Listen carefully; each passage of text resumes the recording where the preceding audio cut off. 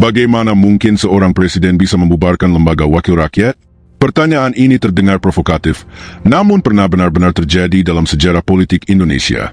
Bukan sekali, melainkan 2 kali. Pertama, oleh Presiden Soekarno pada tahun 1959 melalui Dekri Presiden 5 Juli, dan kedua oleh Presiden Abdurrahman Wahid, Gus Dur, pada tahun 2001 ketika ia mencoba membekukan DPR dan MPR. Keduanya sama-sama mengklaim bertindak demi bangsa dan negara, tetapi hasil akhirnya sangat berbeda. Sebelum kita bongkar rahasia di balik 2 peristiwa dramatis ini, jangan lupa klik subscribe dan nyalakan loncengnya. Karena di channel ini, kita akan terus bahas sejarah politik Indonesia dengan cara yang sederhana, tapi tetap tajam.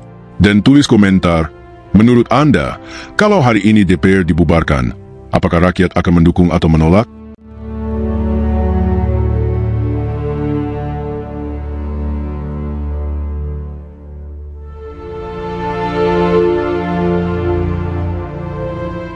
Dekri Presiden Soekarno tahun 1959, Jalan Pintas ke Demokrasi Terpimpin. Tahun 1950-an, Indonesia berada dalam sistem parlementer yang rapuh.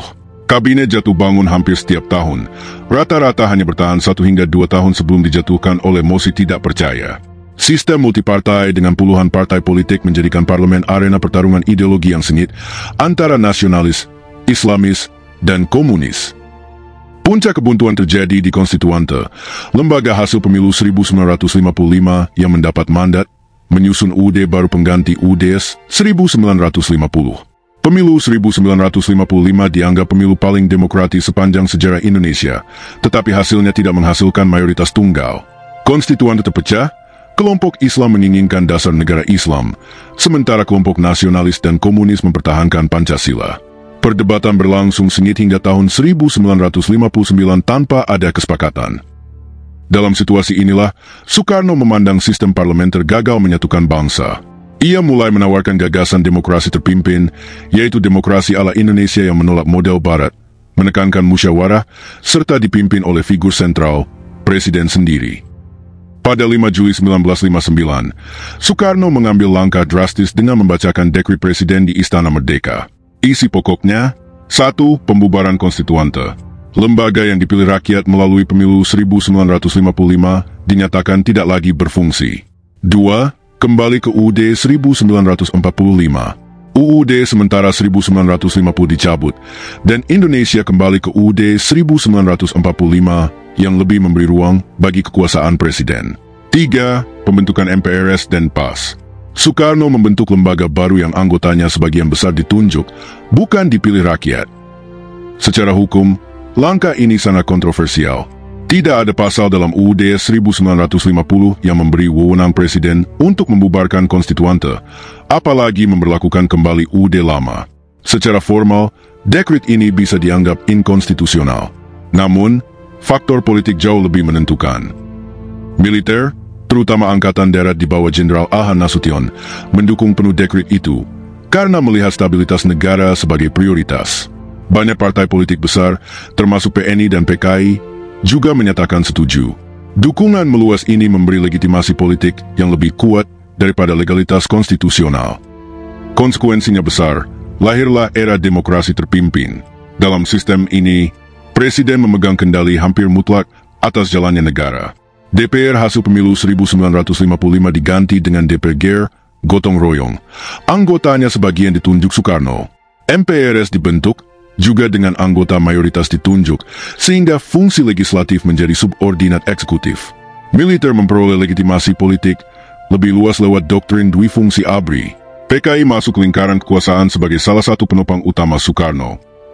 Dengan dekret ini, demokrasi parlementer yang penuh dinamika digantikan oleh sistem yang sentralistis dan otoriter, meskipun dikemas dengan istilah demokrasi khas Indonesia. Sejarawan Daniel Lev pernah menulis bahwa dekret 5 Juli 1959 adalah revolusi dari atas, sebuah upaya mengubah tatanan negara melalui keputusan seorang pemimpin, dengan dukungan kekuatan politik dan militer, bukan melalui proses hukum yang sah.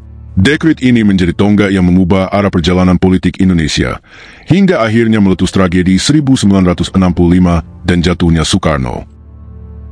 Gus Dur tahun 2001, upaya membekukan DPR yang gagal.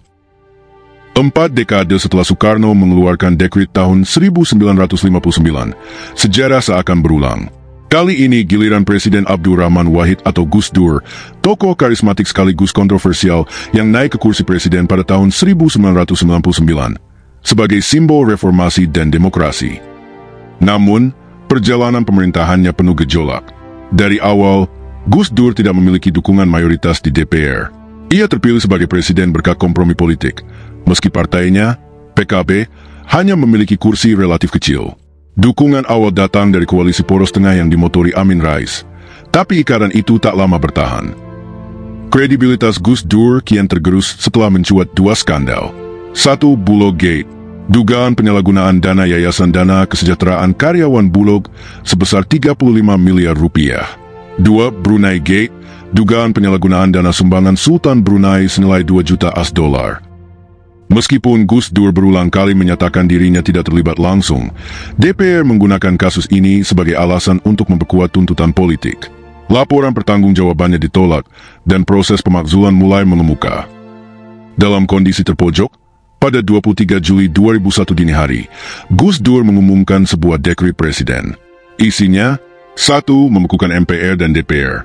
2. Mengembalikan kedaulatan sepenuhnya kepada rakyat dengan rencana membentuk Komite Nasional untuk menyelenggarakan pemerintahan transisi. 3. Menyelenggarakan pemilu dalam waktu 1 tahun.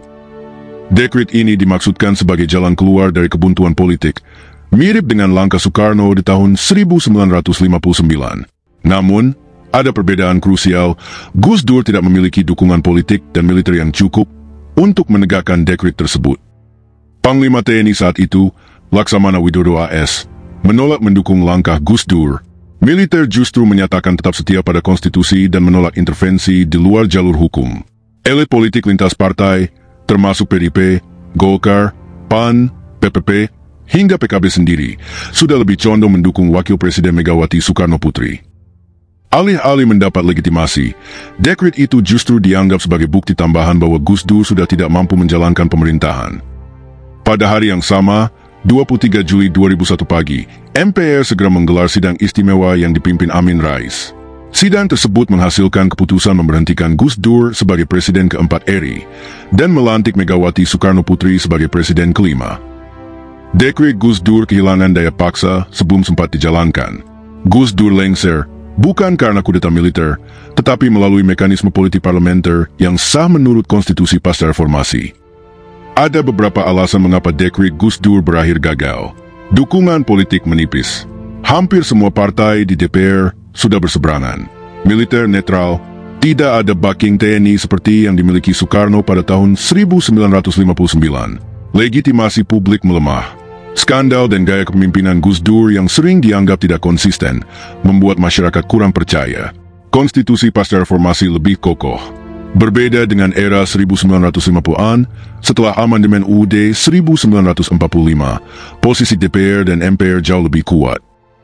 Dekret yang dikeluarkan Gus Dur akhirnya menjadi semacam perlawanan simbolik terhadap kekuatan politik yang hendak menjatuhkannya, tetapi secara praktis tidak mampu mengubah arah krisis. Legitimasi versus legalitas. Mengapa Soekarno berhasil, Gus Dur gagal? Kisah Dekret 5 Juli 1959 dan Dekret 23 Juli 2001 sama-sama menunjukkan benturan antara legalitas konstitusional dan legitimasi politik. Secara hukum, keduanya problematis karena presiden tidak memiliki kewenangan eksplisit untuk membubarkan lembaga legislatif. Namun, hasil akhirnya sangat berbeda. Soekarno sukses, sementara Gus Dur gagal. 1. Konteks historis. Soekarno, 1959, negara masih muda, baru 14 tahun merdeka, dengan sistem parlementer yang dianggap tidak sesuai dengan kultur politik Indonesia. Kebuntuan konstituante menimbulkan frustrasi publik, sehingga langkah radikal presiden dipandang sebagai jalan keluar. Gus Dur, 2001, reformasi baru 3 tahun berjalan. Publik sedang haus demokrasi dan kebebasan, bukan kepemimpinan yang sentralistis. Membekukan DPR dianggap langkah mundur menuju otoritarianisme. 2. Dukungan politik. Soekarno didukung oleh partai besar seperti PNI, PKI, dan sebagian NU, serta oleh militer. Koalisi ini membentuk kekuatan politik yang solid. Gus Dur, hampir semua partai berseberangan, bahkan PKB yang dibangunnya terbelah. Elit politik lebih condong mendukung Megawati. 3. Peran militer. Soekarno, militer, khususnya Angkatan Darat di bawah AH Nasution, mendukung penuh. Mereka melihat dekret sebagai jalan untuk memperkuat stabilitas dan memberi ruang lebih besar bagi militer dalam politik. Gus Dur, militer justru menolak. Panglima TNI Widodo as menegaskan netralitas dan komitmen pada konstitusi. Tanpa dukungan senjata, dekret Gus Dur hanyalah dokumen tanpa daya paksa. 4. Persepsi publik. Soekarno, masyarakat kala itu lelah dengan tarik-menarik ideologi dan kabinet yang sering jatuh. Dekret dipersepsikan sebagai solusi untuk mengakhiri kekacauan. Media massa banyak yang menggemakan dukungan. Gus Dur, publik justru bingung dan khawatir. Skandal Bulog Gate dan Brunei Gate membuat citra Gus Dur merosot. Dekretnya dianggap manuver politik untuk mempertahankan kursi, bukan menyelamatkan bangsa. 5. Struktur konstitusi. Soekarno, UUDS 1950 memang membuka celah kelembagaan. DPR dan konstituan lemah, sementara presiden bisa memainkan ruang abu-abu hukum. Gus Dur, pasca amandemen UUD 1945, DPR dan MPR lebih kokoh. Ada mekanisme hukum untuk memakzulkan presiden, sehingga langkah Gus Dur cepat digulung melalui sidang istimewa. Perbandingan ini memperlihatkan bahwa legalitas tanpa legitimasi adalah kerapuhan, sementara legitimasi tanpa legalitas bisa menjadi otoritarianisme. Soekarno berhasil karena dukungan politik dan militer, membuat dekretnya diterima meski cacat hukum. Gus Dur gagal karena tidak memiliki legitimasi politik yang cukup, sehingga kelemahan hukum dekretnya semakin telanjang. Artinya, membubarkan lembaga legislatif bukan hanya soal hak konstitusional presiden, melainkan soal keseimbangan kekuatan politik, dukungan publik, dan persepsi legitimasi. Tanpa itu, dekret presiden hanyalah kertas kosong. Pembubaran DPR, ancaman atau jalan keluar? Pertanyaan besar yang tersisa adalah, apakah membubarkan DPR dapat dianggap sebagai solusi ketika politik buntu? Sejarah Indonesia sudah 2 kali menghadirkan presiden, dan keduanya meninggalkan pelajaran yang berbeda namun sama-sama penting. 1. Perspektif hukum. Pasca amandemen UUD 1945, posisi DPR dan MPR jauh lebih kuat dibanding masa sebelumnya. Tidak ada satupun pasal yang memberikan presiden kewenangan membubarkan DPR. Justru sebaliknya, DPR memiliki mekanisme untuk mengawasi dan bahkan memakzulkan presiden melalui proses konstitusional. Artinya, secara hukum, langkah pembubaran DPR adalah inkonstitusional dan berpotensi mengarah pada kudeta dari dalam sistem. Dengan demikian, presiden yang mencoba menempuh jalur ini bukan sedang menjalankan konstitusi, tetapi justru melanggarnya. 2. Perspektif politik. Secara politis, membubarkan DPR sering dipandang sebagai jalan pintas untuk mengatasi kebuntuan. Namun pengalaman sejarah memperlihatkan konsekuensi serius.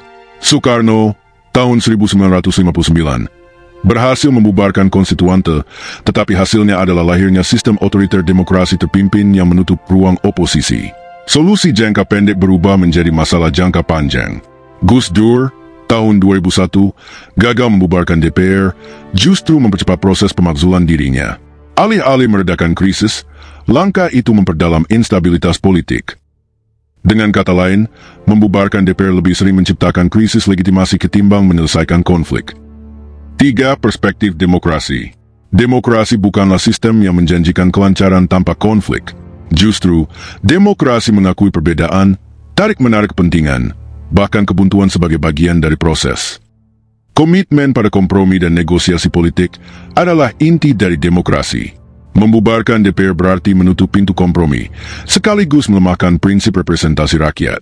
Demokrasi tanpa DPR atau lembaga legislatif hanyalah pemerintahan eksekutif absolut yang berbahaya bagi kebebasan sipil dan check and balance.